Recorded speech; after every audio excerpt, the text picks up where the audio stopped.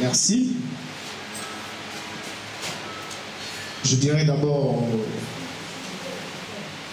un grand merci au président exécutif qui a proposé en ce début d'année 2019 comme grande idée d'entrée politique de l'Union et Solidarité l'organisation des universités de Union et Solidarité sur un thème qui interpelle tout le monde, à savoir notre positionnement politique. Cependant, je veux adhérer à une vieille tradition de Union et Solidarité, à savoir la proposition des idées nouvelles. Quand je parlais de gouvernance partagée à mon ami Makwaza et à certains internautes, il disait on va encore partager le pouvoir avec qui?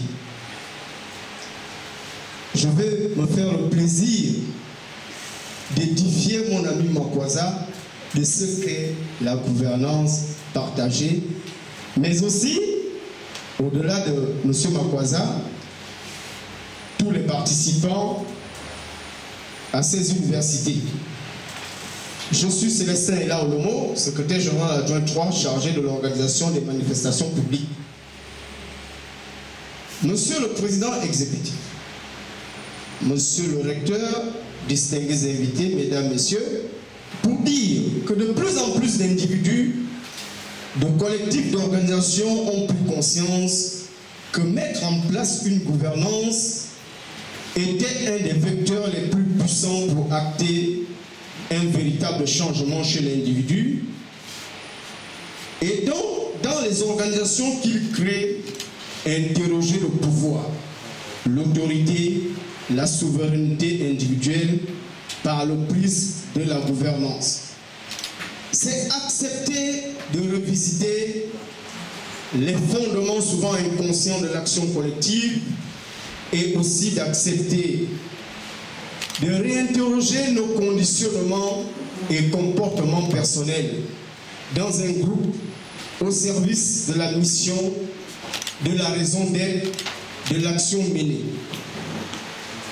Gouvernance partagée, gouvernance écologique, horizontalité, verticalité, faire autrement, sont des expressions de plus en plus utilisées pour définir la façon de gérer un projet, une action collective, distribuer, partager, multiplier le pouvoir, mérite de s'arrêter un temps pour comprendre ce que nécessite réellement cette nouvelle philosophie de faire ensemble. Ces universités de l'Union et Solidarité nous permettront d'explorer de manière concrète et efficiente de ce que sont ces nouvelles formes d'organisation engagées dans une démarche qui vise de comprendre ce qu'est une gouvernance partagée. En effet, il sera question ici d'appréhender les enjeux d'une nouvelle forme de gouvernance dans une organisation ou un collectif et d'approfondir et comprendre la notion de pouvoir partagé. Les objectifs de ce module sont d'une part appréhender le cheminement et les étapes de la mise en œuvre de la gouvernance partagée, d'autre part de trouver une chronologie dans la mise en œuvre concrète tout en revisitant le rapport au pouvoir, à l'autorité et point de résistance facilité à ce changement de paradigme. Monsieur Makwaza, voici la définition de gouvernance partagée. La gouvernance partagée est un protocole qui encadre les prises de décision et la mise en action au sein d'une organisation.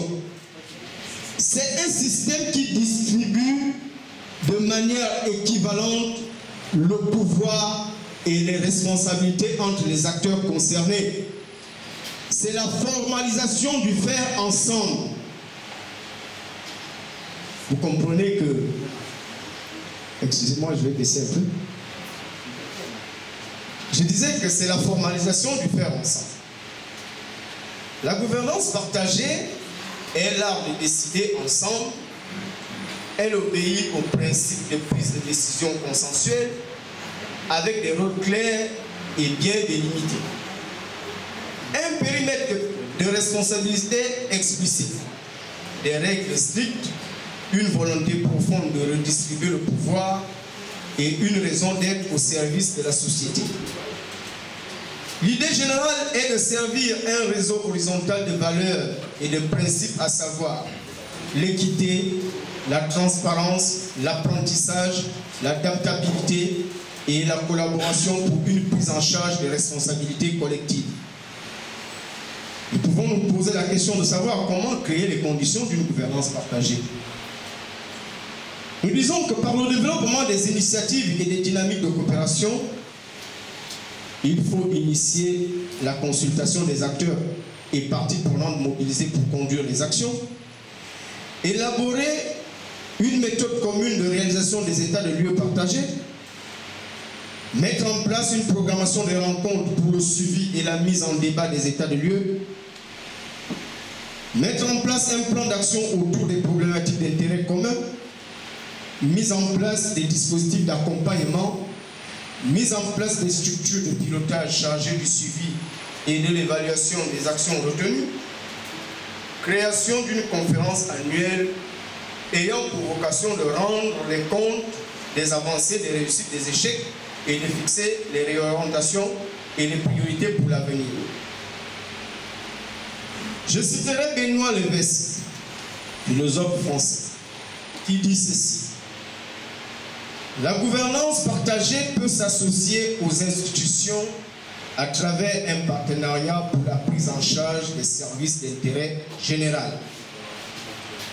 La gouvernance partagée ne s'impose pas spontanément pour les services d'intérêt général, mais le fait qu'elle soit devenue au cœur des débats traduit non pas une mode passagère par définition, mais un changement de paradigme, une caractéristique du nouveau modèle de développement. Si tel est le cas, la question est moins de savoir s'il faut être pour ou contre la gouvernance que de s'interroger sur les conditions nécessaires pour cette nouvelle forme prolongée et même approfondie la recherche de l'intérêt général et de la solidarité. En continuité avec les pistes ouvertes par la social-démocratie, autrement dit, si le néolibéralisme promeut également la gouvernance, une vision alternative qui utilise cette notion doit lui donner un autre contenu et une autre finalité. Ce faisant, il devient possible d'influer les enjeux actuels dans le sens de l'intérêt général et des demandes de démocratisation qui ont été exprimées depuis plusieurs années. Il s'ensuit que les entités mobilisées pour les services d'intérêt général, notamment à travers le partenariat, posent la question d'une gouvernance partagée, puisqu'elles obéissent à des logiques d'action et des mécanismes de coordination très différents. Cette question est d'autant plus incontournable que dans de nombreux domaines, le partenariat entre les organisations publiques et l'économie sociale, sans oublier le secteur privé lucratif, s'impose également en raison des forces et faiblesses de chacune de ces entités. Au regard de la complexité croissante des services sociaux d'intérêt général, dans ce module, nous avons insisté grandement sur les conditions institutionnelles pour que la gouvernance partagée puisse s'imposer, notamment quand l'économie sociale est partie prenante. Un État minimal tel que proposé par le néolibéralisme favorise une gouvernance plutôt concurrentielle que partagée et ne laisse que très peu d'espace pour un partenariat entre les organisations publiques de l'économie sociale, étant donné l'avantage qu'il attribue sans réserve à la concurrence et à l'entreprise privée. Par ailleurs, un État stratège ouvert à la participation citoyenne nous semble plus favorable pour la mise en place d'une gouvernance partagée et l'institutionnalisation des partenariats plus égalitaires, notamment dans les services d'intérêt général où les initiatives de la société civile peuvent être complémentaires à celles du secteur public, des libérations de la transparence et des mécanismes d'information nécessaires pour créer la confiance, des modalités souples d'évaluation. Je termine par là pour dire simplement que qu'est-ce qu'il faut comprendre dans cette analyse qui nous a été présentée. C'est simplement dire qu'aujourd'hui, dans notre positionnement politique, nous devons réinterroger notre rapport à l'État. Comment l'Union et Solidarité, qui est un parti de gouvernance, pense pouvoir influencer dans son programme politique la gouvernance. Quels sont les acteurs qui doivent désormais se mettre en place afin de trouver des solutions, parce que nous sommes là pour trouver des solutions et non engendrer des problèmes, pour trouver des solutions à ce que tout le monde sait déjà, c'est-à-dire crise économique, crise sociale, crise politique. Pour trouver ces solutions, comment nous devons regarder l'organisation même de l'État au-delà de notre vision et de notre positionnement politique. C'est cela qui a été le cœur de mon intervention. Je n'ai pas pu lire tout parce que c'est très long. Et ceux qui le désirent peuvent récupérer le document pour pouvoir... J'attends les questions pour qu'on puisse échanger. Je vous remercie. 3, chargé de la mobilisation, de l'organisation des manifestations.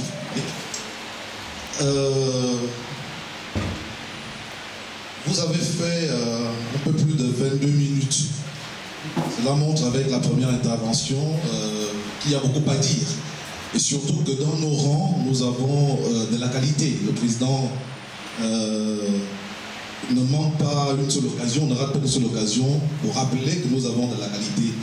Et ce que vous venez de faire, l'exposé qui se trouve au croisement à la fois de l'économie politique, de la science politique et de la philosophie politique, montre à suffisance que nous avons beaucoup à dire. Et c'est bien qu'on organise cette université, parce que finalement, nous voyons que nous avons à proposer à la société gabonaise. Alors, pour ceux qui nous suivent, puisque j'ai le rôle aussi de faire un petit résumé des interventions. Pour ceux qui sont venus nous suivre, gouvernance partagée, compte tenu de notre culture politique, il y a la majorité et l'opposition. Quand les gens lisent gouvernance partagée, ils disent « Ah, puisque leur président est au gouvernement, ça veut dire qu'ils sont en train de vouloir justifier le fait de partager le gouvernement avec le PDG. » Alors, vous nous dites que ce n'est pas ça.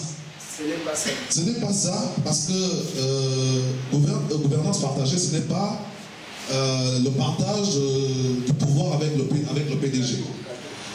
Vous dites aussi que la gouvernance partagée s'oppose seulement à une ancienne façon de gouverner les hommes, qui voulait que les tenants du pouvoir agissent sans tenir compte des destinataires des services publics, c'est-à-dire des populations. C'est ça que vous appelez une gouvernance verticale. C'est-à-dire que ceux qui gouvernent sont dans leur tour d'ivoire, ils pensent que tout ce qu'ils produisent, tout ce qu'ils tournent dans le Conseil des ministres est bien pour les populations et ne voient pas d'un bon œil que les destinataires du service public s'y opposent. Et vous proposez à ce modèle ancien que vous appelez vertical, un modèle horizontal au sein duquel l'État et les populations définissent ensemble les politiques publiques, les évaluent ensemble et les rectifient ensemble au besoin pour amener le gouvernant à être quelqu'un de humble. Et je crois que, sans trahir votre pensée, c'est précisément ce que nous cultivons à Union et Solidarité. Puisque notre président se caractérise par son humilité, c'est aussi quelqu'un qui sait redistribuer les rôles en fonction de ce qu'il croit voir dans le profit des uns et des autres. Secrétaire général adjoint de l'Union Solidarité et je suis secrétaire général, secrétaire des travaux des universités. Suite à la présentation du secrétaire général, M. Célestin Olomo, il y a une pensée qui me vient à l'esprit, notamment